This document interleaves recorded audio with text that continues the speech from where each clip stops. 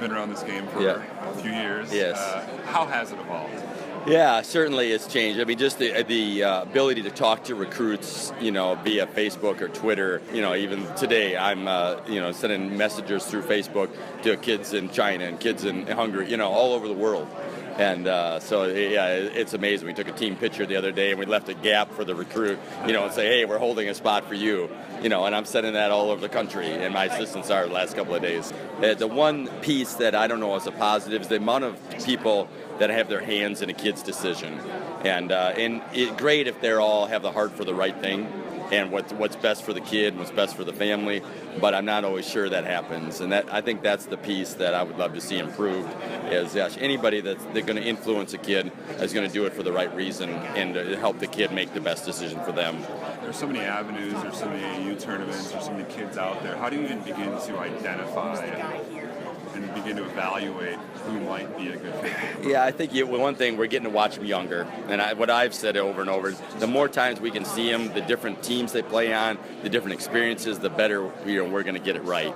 And so seeing them in the high school, seeing them in the AAU, seeing them in open gym, just as many things as you can. I don't like the fact that the men get, they get like 32 more days than we do. I don't think that's right. I think, gosh, why do they get more opportunity to see a player than we do? I'd like to see that changed. But yeah, I think the opportunity to see kids younger, and you still see, every coach is still hoping for that diamond in the rough. The kid that, and I think we're possibly going to get a kid like that this fall, the sign that I think everyone's going to be amazed at how good she can be. How much has that been sped up since you first got in the game?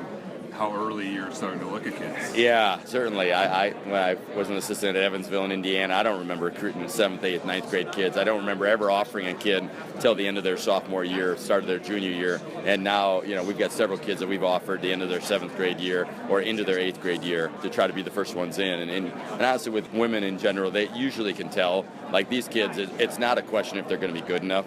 It's a question about are they going to be, Connecticut, Notre Dame good in their 7th and 8th grade. And most of those kids, so far, they all have been. How important is it for a kid to be realistic? So everyone wants to play D1, they want to go to the big state schools, but not everyone's cut out to do that.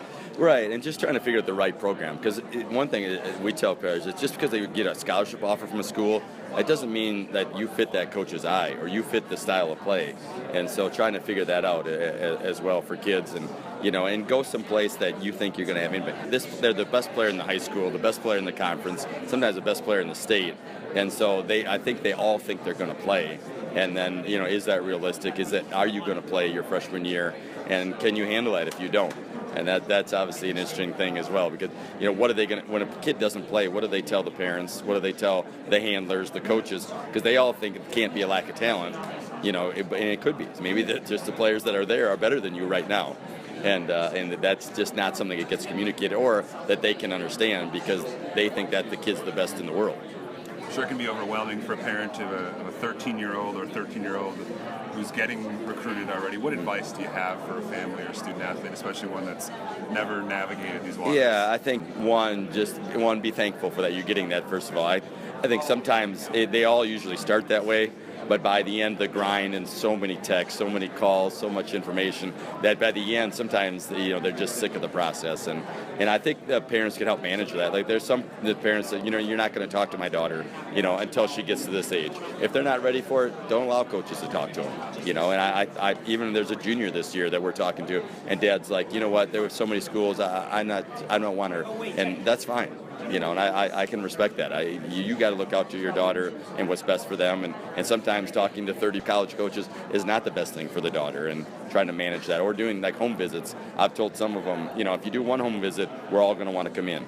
And for juniors, that's sometimes 17, 18, 20 coaches. Sometimes you just decide, we're not going to do home visits. That's okay.